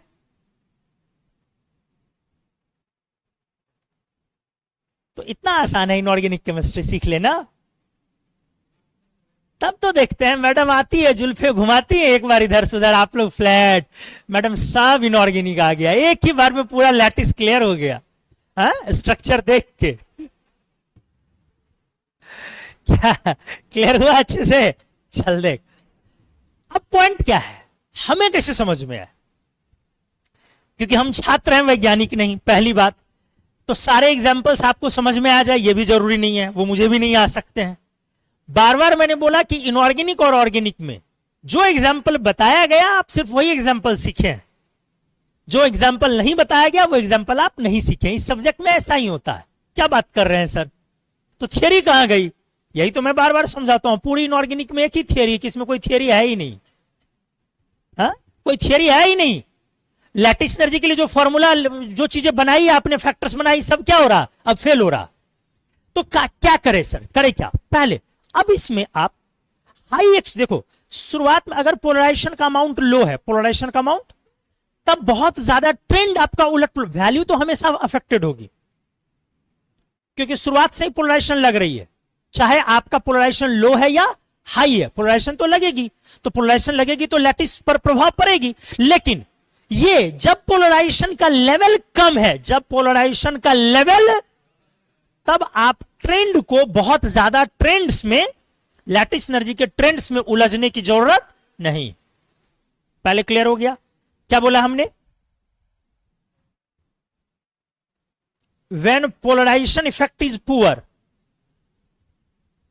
पोलराइजेशन इफेक्ट इज पुअर, इस समय में मैंने क्या बोला? Almost no change in trends of lattice energy की जो थियोरेटिकल ट्रेंड आप लगाते हैं, थियोरेटिकल समझ गए ना, उसमें लगभग कोई चेंज। लेकिन when polarisation effect is large, इस समय में, समझ में आया?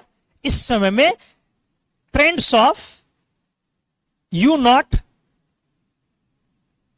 में डिफर। तो लो वाले में नहीं घबराना। कब घबराना है? हाई वाले में। और हमने अभी पिछले पेज में लिख दिया, सामान्य तौर पर हाई का केस कब आएगा? जब लार्ज पॉजिटिव कटायन होगी। और अब यह भी क्लियर हो गया, कटायन और अनायन दोनों पर चार्ज अगर अच्छा हो, तब आप पोलराइजेशन इफेक्ट से सोचना शुरू कर सकते हैं। और ये टोटली अल्टीमेटली डिपेंड किस पे करेगा? रिजल्ट पर, कि रिजल्ट क्या कह रहा। इतनी तो समझदारी आ गई होगी ना। अगर मान लो कि मैंने देखा, ध्यान से, मैंने देखा चार्ज हाई है, नेगेटिव और पॉजिटिव, क्या देखा? और फिर भी देख रहा हूं लैटिस हाई है, इसका मतलब मैंने क्या सोचा, क्या कंक्लूजन निकला? इसका मतलब है सर पोलराइजेशन इफेक्ट से ज्यादा कूलम्बिक इंट्रैक्शन भारी पड़ गया उस पर। क्या बोला मैंने? मैंने बोला अगर चार्ज क्या देखा हमने? हाई है, तो अपने हिसाब से, थियरी के हिसाब से अब पोलराइजेशन लगा दो हाई, तो लैटिस गिर जानी चाहिए। मैंने देखा फिर भी रिलेटिवली लैटिस हाई है, इसका मतलब उस समय में अट्रैक्शन का इफेक्ट भारी रहा, लैटिस का जो कोहेशन इफेक्ट है वो भारी रहा। लेकिन मैंने देखा चार्ज बढ़ा, नेगेटिव और पॉजिटिव चार्जेस हाई हैं, और मैंने देखा कि प्रैक्टिकली लैटिस एनर्जी की वैल्यू गिर गई है। तब मैंने क्या दिमाग लगाया? ओ, हाई पोलराइजेशन आ गया यहां। तो ये टोटली डिपेंड्स ऑन ऑब्जर्वेशन। आप अपने मन से कुछ भी मोदी जी की तरह नहीं फेंक सकते हैं कि मित्रों नाले से गैस आ रही थी, हमने कुछ नहीं किया, पाइप डाला नाले में, उसको बर्तन में लिया, होल किया, माचिस जलाई और उसी से जिंदगी भर मैंने चाय बना के बेचा है। अपना ऑब्जर्वेशन नहीं लगा सकते। अरे ये मैं नहीं बोल रहा हूं, ये मोदी जी बोले थे, उनकी लाइन्स हैं। अरे लाइन्स है हमारे प्रधानमंत्री की कि वो चाय कैसे बनाते थे, तो उन्होंने बोला, लाइन है उनकी, सिंपल टेक्नोलॉजी। ये टेक्नोलॉजी आज तक दुनिया के किसी व्यक्ति को समझ में नहीं आई है। नाले से जो गैस निकल रही है उसको एक पाइप के थ्रू लिया और एक बर्तन में डाल के होल किया, पाइप को बाहर किया, उसमें माचिस जलाई, बायोगैस पे एग्जांपल दे रहे थे, और उससे चाय बना दिया और उसी से उन्होंने चाय बेचा है। तो देख वो कह रहा है छी, मतलब उसके दिमाग में क्या, वो बायो वाला है, उसके दिमाग में क्या रहा है, कौन पिए इतना गंदा चाय। अब मेंस वाला लोग सोच रहा होगा, मैथ्स वाला, इससे चाय गैस बनी कैसे, मतलब इसमें आग लगी कैसे भाई। यही अंतर है मैथ्स बायो में, ठीक है। तो आप अपना दिमाग नहीं लगा सकते, जो ऑब्जर्वेशन बोले आपको उसके अकॉर्डिंग चलनी होगी। केमिस्ट्री एक लेवल तक ही आपके डेफिनेशन और फॉर्मूले को फॉलो करता है, एक लेवल के बाद वो अपने ओरिजिनल स्वरूप, एक्सपेरिमेंटल स्वरूप में आ जाती है। तो अब आ जाओ, वहां वाले एग्जांपल को आज मैं डील करके टर्मिनेट कर देता हूं, ठीक है ना। ये वाला आ जाओ, AlF3MgO। अब आपको दिख रहा होगा, वहां पे दिख रहा है चार्ज ज्यादा है, यहां कटायन की चार्ज ज्यादा है, वहां अनायन की चार्ज ज्यादा है। तो दोनों के पास दो फैक्टर है कि नहीं है। इसके पास ज्यादा पोलराइजेशन का फैक्टर है कि नहीं है। इसके पास कटायन का फैक्टर है, लो पोलराइजेशन का फैक्टर है। मतलब ये लैटे, देखो इसके पास जो अनायन है वो कम चार्ज वाली है, तो ये पोलराइजेशन को भारी पड़ने नहीं दे रहा है। आया समझ में? अरे बोले, क्या बोला मैंने, पोलराइजेशन लेस नेगेटिव की वजह से कम रही। अब पोलराइजेशन कम रही, वहां चार्ज ज्यादा है, ज्यादा नेगेटिव चार्ज, मतलब पोलराइजेशन इफेक्ट क्या हो गई, बोलो, बढ़ गई। लैटिस एनर्जी किसकी ज्यादा हो गई। अरे आया समझ में? अरे क्लियर हुआ? ये खींचना चाह रहा था, लेकिन कहानी क्या बनी, उसके पास नेगेटिव चार्ज कम है तो उसको खींच नहीं पाया, पोलराइजेशन इफेक्ट उतनी नहीं रही। इसलिए हमेशा जो ये कंफ्यूजन होगा ना, ये ऑक्साइड फ्लोराइड में ही होगा। यही बात तो मैंने बोला कि फिर कुलंबिक लगाओगे तो उसकी फिर ज्यादा आ जाएगी लैटिस। तो मैंने क्या बोला, पहले मैजिक की लॉजिक, इनऑर्गेनिक में मैजिक मतलब पहले रिजल्ट आएगा फिर रीजन लगेंगे। तो रिजल्ट क्या कह रहा है, AlF3 की ज्यादा है किससे, MgO से। और ये बहुत अच्छी एग्जांपल हो गई, ध्यान से। अब देख बेटा, यहां पे 3+ है, यहां 4+ है, यहां 5+ है, तो तूने तुरंत दौड़ के क्या लगाया होगा, लैटिस बढ़ गई, लगाया ना। अब तू बैल है, हाँ हो, तुम लोग के बारे में नहीं कह रहे, इन लोगों को कह रहे हैं। तू लोग तो चुड़ैल है रे, बैल क्यों रहेगी तू लोग। ये कोवेलेंट है, क्या है ये, lattice energy is the property of. इसलिए वो एग्जांपल जो दिया है मैंने तुमको क्यों दिया था, ताकि तुम बढ़ते हुए ऑर्डर में उधर सजा दो, उसमें कंपेयर आप नहीं कर सकते हैं। लैटिस एनर्जी डिफाइन होती किसके लिए, P2O5 नॉन मेटल का ऑक्साइड है कि मेटल का, नॉन मेटल ना। तो कोवेलेंट कंपाउंड में कैसे लगा दिया लैटिस, कैसे लगा दिया, बैल, बत्तख, कुकुरमुत्ते, गधा, उल्लू, बेवकूफ, बदमाश, नॉनसेंस, इडियट, डफर, कैसे लगाया रे। थेथर प्रजाति सुने हो तो लोग वही है बे। अगले में आ जा, PbO2 TiO2, अच्छे से बढ़िया से देखो। आपने फिर लगाया चार्ज, बोलो, देखो मैं आपकी तरह से बना रहा हूं चार्ज। सर यहां तो D10 F14 सब है, 4F14 5D10 सब है, इसीलिए सर PbO2 की ज्यादा हो गई TiO2 से। लगाया है कि नहीं, बोलो। आप लोगों को हमसे ज्यादा बेहतर आपके बाबूजी भी ना जानते हैं। फिर से यहां यही पॉइंट है, TiO2 और PbO2 में जरा देखो पोलराइजेशन इफेक्ट क्या बनेगा, एक्सट्रीमली लार्ज। अरे बनेगी, एक तो 4+ है, ऊपर से F14D10 है तो एक्सट्रीमली लार्ज पोलराइजेशन इफेक्ट हो जाएगी, और जब पोलराइजेशन इफेक्ट बहुत ज्यादा होगी तो लैटिस एनर्जी घटेगी। एक्चुअली ये इसमें कोवेलेंट कैरेक्टर इतना ज्यादा है कि इसका lattice energy calculate normal method से किया भी नहीं जा सकता है, तो हम लोग उस पे नहीं जाते हैं, हम लोग सिंपल इतना पे जाते हैं कि भाई इसमें क्या हो जाएंगे, लार्ज एक्सटेंट ऑफ कौन character, covalent character, large extent of कौन कैरेक्टर, लैटिस एनर्जी। बहुत शानदार टॉपिक है रे भाई, ये लोग 20-25 मिनट आधे घंटे में पढ़ के निकल जाते हैं, इसको मैं शौक से 3 क्लास पढ़ाता हूं। उसका रीजन है ना, ये वो टॉपिक है जो आपको आयोनिक कंपाउंड किस समय में चुपके से कोवेलेंट हो गया, मेल्टिंग पॉइंट किस समय में अचानक गिर गई, इन सब चीजों का आइडिया, स्टेबिलिटी का आइडिया, मेल्टिंग पॉइंट का आइडिया, कंपाउंड के कठोरता हार्डनेस का आइडिया, इन सब चीजों का आइडिया इस टॉपिक से आ सकता है। ये बहुत लाजवाब टॉपिक है, इसको आप भूल जाइए आपने पहले किससे किस तरीके से पढ़ा। यहां जो आप पढ़ रहे हैं लैटिस, वो अलग चीज पढ़ेंगे आप। यहां आप केमिस्ट्री को फील और रियलाइज करने के लिए लैटिस सीख रहे हैं पहले। तो इसका large extent of covalent character, तो दोनों में किसकी ज्यादा बोलूंगा, अगर मुझे ज्यादा बोलनी पड़ गई किसकी ज्यादा बोलूंगा, PbO2 से ज्यादा TiO2 की। TiO2 की लैटिस अच्छे से देखो। अच्छा, एक एग्जांपल और करवा देता हूं। सर आज लग रहे हैं मूड में। अच्छा, अगर ये एग्जांपल मैंने दिया AlF3Al2O3,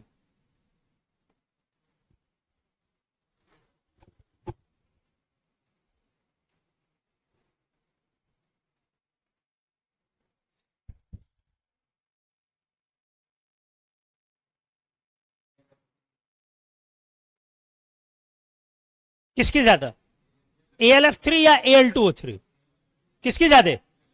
मुझे पता था भी आप लोग AlF3 लिखेंगे, फिर मैंने क्या बोला, आप अपना दिमाग नहीं लगा सकते। जहां पर इस तरीके की चीज आ जाए, इसके पास इस बार अनायन के पास 2 माइनस आ गया तो पोलराइजेशन बढ़ गई, अरे पोलराइजेशन बढ़ गई ना, तो आप तुरंत इसका लैटिस एनर्जी क्या कर दिए, लो, लेकिन अट्रैक्शन भी बढ़ी, तो फिर क्या होगा नहीं पता सर, प्रैक्टिकल वैल्यू पर डिपेंड करेगा। और यही सब चीज तो सीखनी, इसी चीज का आइडिया लेना धीरे धीरे, और जो एग्जांपल सिखाया वही आपको काम भी आएगा। मैं ट्रोलियाइट ग्रोसियुलराइट का एग्जांपल, गलियाई नहीं बे, कंपाउंड का नाम है, ट्रोलियाइट या ग्रोसियुलराइट का मैं एग्जांपल्स नहीं ले रहा हूं,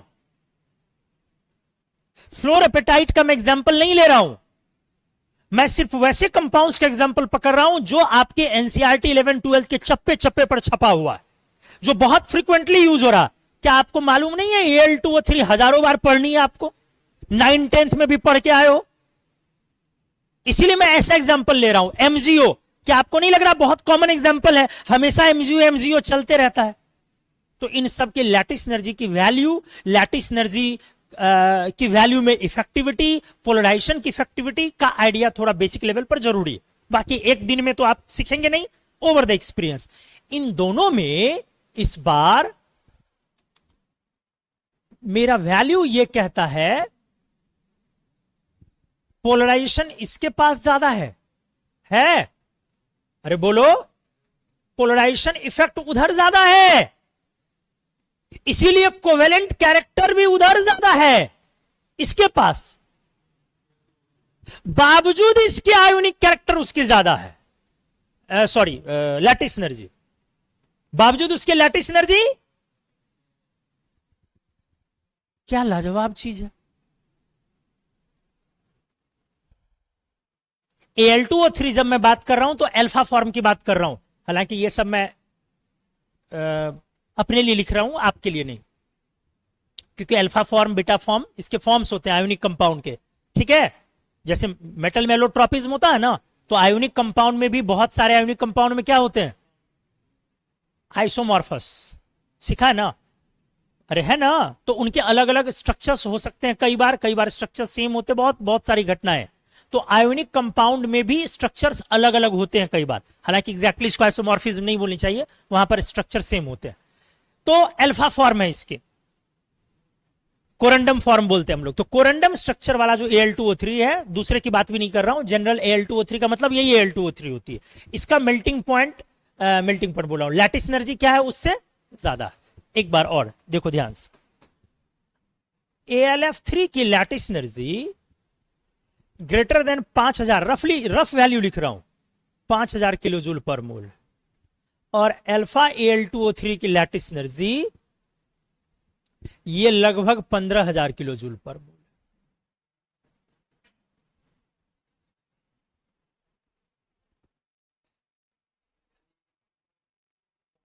हां, इसकी कोहेसिव फोर्स भयंकर ज्यादा है, लेकिन आयोनिक कैरेक्टर किसमें ज्यादा है? किसमें ज्यादा है? AlF3 में आयोनिक कैरेक्टर ज्यादा है, इसमें कोवेलेंट कैरेक्टर ज्यादा है। कितनी चौंकने वाली बात है, कोवेलेंट कैरेक्टर किसमें ज्यादा है? Al2O3 में ज्यादा है। अगर आप दोनों को मेल्ट करेंगे ना, किसको पिघलाएंगे? AlF3 को और Al2O3 को, दोनों को अगर आप मेल्ट करेंगे तो उनके मोल्टन जो उसका फेज है, मोल्टन फेज, उसका जो मेल्ट है, उस मेल्ट में ज्यादा कंडक्टिविटी ये देगा, ये नहीं देगा, AlF3 देगी। क्यों देगी? क्योंकि ये आयोनिक है। कोवेलेंट वाला ज्यादा कंडक्टिविटी देगा कि आयोनिक? आयोनिक देगा ना। Conductivity is due to mobility of ions, यहां कोवेलेंट कैरेक्टर है। यही कारण है 9वें 10वें में आपने पढ़ा है कि जब आप एल्यूमिना से एल्यूमिनियम ला रहे थे तो क्रायोलाइट मिलाना पड़ा था। क्रायोलाइट में AlF3 है। जब आप एल्यूमिना से एल्यूमिनियम, याद आया, मेटलर्जी एक्सट्रैक्शन, एल्यूमिना से एल्यूमिनियम बना रहे थे तो इलेक्ट्रोलिसिस कर रहे थे, तो सिंपली एल्यूमिनियम डिपॉजिट हो जाता, ऑक्साइड डिपॉजिट हो जाता ना जी, बन गया एल्यूमिनियम। क्यों मिलाया क्रायोलाइट? क्यों मिलाया? क्योंकि यह कंडक्टिविटी सही से नहीं दे रही थी, यह आयन ही सही से नहीं बन पा रहा था। क्यों नहीं बन पा रहा था? क्योंकि कोवेलेंट कैरेक्टर है। आयंस बनेंगे तब ना इलेक्ट्रोलिसिस होगी अच्छे से। क्या पढ़ा है? प्योर वाटर की इलेक्ट्रोलिसिस होती है? नहीं, एसिडिफाइड की होती, उसमें आयंस डालने पड़ते हैं। इसीलिए क्या करना पड़ा, इसमें क्रायोलाइट मिलाना पड़ा। क्रायोलाइट में AlF3 भी है क्योंकि यह अच्छी आयोनिक है। तो कोवेलेंट कैरेक्टर Al2O3 ये सब सीखेंगे, लेकिन अभी आइडिया आने से क्या होगा, आगे केमिस्ट्री इंटरेस्टिंग हो जाएगी और इजी हो जाएगी आपके लिए। क्लियर हुआ? तो देखो कितना बढ़िया पॉइंट है, लैटिस एनर्जी कितना बढ़िया शानदार पॉइंट है। चार्ज बढ़ने से लैटिस बढ़ती है और चार्ज बढ़ने से पोलराइजेशन बढ़ती है। कभी कभी पोलराइजेशन बढ़ के शायद ऐसा हो जाए कि लैटिस को घटा दे, और कभी कभी पोलराइजेशन बढ़ के शायद ऐसा हो जाए कि पोलराइजेशन लैटिस को ना घटाए, उल्टा वहां पर इंटरेक्शन चार्ज बढ़ने के कारण बढ़ जाए और लैटिस बढ़ जाए। इसीलिए 4-5 कंपाउंड्स की लैटिस एनर्जी की जो वैल्यू की लिस्टिंग है ना, ये हमारे लिए बेहद इंपॉर्टेंट है। इससे यह समझ में आएगा कि आयंस की कोहेसिव बॉन्डिंग कैसी है। जैसे मान लो मैंने बोला CSI, क्या लग रहा है, इसकी लैटिस एनर्जी की वैल्यू बहुत होती होगी? नहीं, कम होगी। बड़ा कटायन है, बहुत बड़ा कटायन है, तो पोलराइजेशन क्या क्रिएट करेगा, घंटा, तो कम हो जाएगी। MgO अच्छी खासी ज्यादा हो जाएगी, चार्ज बढ़ गई। MgO की वैल्यू लगभग 3600 ऐसे होती किलो जूल पर मोल, 4000 के अराउंड भी बोल सकते हो। आप जरा समझिए, अभी आपने एक एग्जांपल क्या किया, Al2O3 ना, आपको कुछ समझ में आया कि Al2O3 कितना ज्यादा है? 15000 पे पहुंचा दिए ना जी।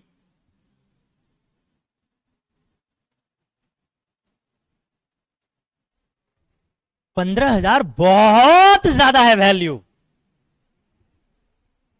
इतनी लैटिस एनर्जी के लिए आपको रॉक मटेरियल में जाना पड़ेगा। इसीलिए तो रॉक मटेरियल में Al2O3 जम के भर भर के। रॉक्स को देखते हो कितना हार्ड और स्ट्रांग है, टफ है, हाई लैटिस एनर्जी की वजह से उसके मिनरल्स में। उस पर भी मैं अगली क्लास में बात करूंगा। मतलब बार बार मैंने आपको समझाया, फिर से एक बार समझा रहा हूं, वैल्यू याद रखनी भाई इंपॉर्टेंट नहीं है, रेंज याद रखना जरूरी है। रेंज अगर जेहन में रहेगा तो केमिस्ट्री सीखने में मजा भी आएगा, और जब भी कोई थोड़ा ट्रिकी क्वेश्चन आएगा आपको उलझा नहीं पाएगा। अगर आपके पास कुछ चीजों के डेटा का क्या मालूम है, रेंज मालूम है, Al2O3 की जब भी बात करेंगे आगे पूरी केमिस्ट्री में दिमाग में लेके चलेंगे सर, जब भी बात करेंगे। क्लियर हो गया अच्छे से? तो आज यहीं पे छोड़ रहा हूं आपकी क्लास, अगले क्लास में लैटिस की और इससे भी बवाल क्लास होगी। उम्मीद आज सीखे होंगे, अच्छा मन लगा होगा क्या? चलिए, थैंक यू।